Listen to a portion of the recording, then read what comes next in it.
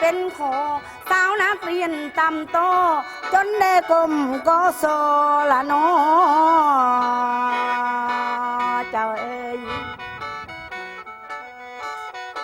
โอ้โนพ่อแม่นางได้ส่งให้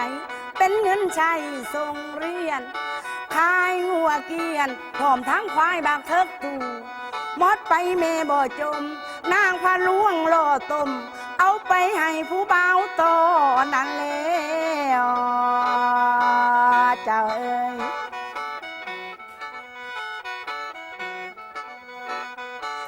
โอ้โนเงินค่าเทอมนางหลอกล่อเอาน้ำพอเดือน2 หนพ่อแม่ทนนั่นบังดีต่อยขี้สียามแรงหาฟักแฟงแตงเต่าเอาไปขายส่งตลาดผักกาดหัวผักหัวผอมได้ขายปอมส่งลูกสาวนั่นแล้วเจ้าเอ๋ย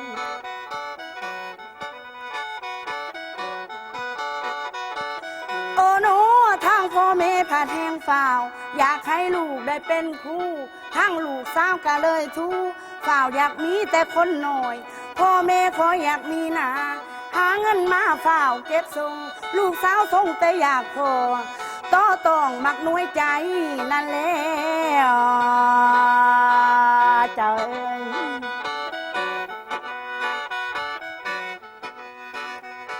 คนฟังบ่แม่นต่อแกนใหม่ต่อให้นั่นต่อสวนบ่แม่นต่อนั่นกลางทางบ่แม่นต่อกลางบ้านอันนี้ต่อคนยานหาจับชายาฟิน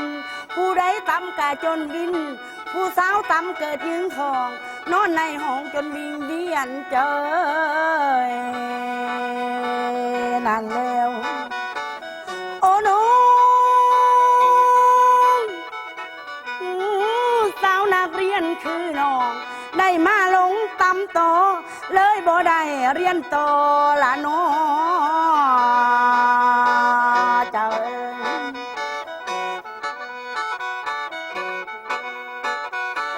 โอ้โนบ่แม่นโตนั่นลาโตบ้าหมู่ผู้หญิงสมัยนี้พะแทงสิงโสดสิงแห่งตำไว้เอิ้นว่าโตหัวใสคือผู้ใดก็จนลมความระบมร้อยราวหัวอกสาวแสนเจ็บปวดต่อตำรวจมีพิษร้ายใกล้คอยระวังเน่เด้อเจ้าเอ๋ย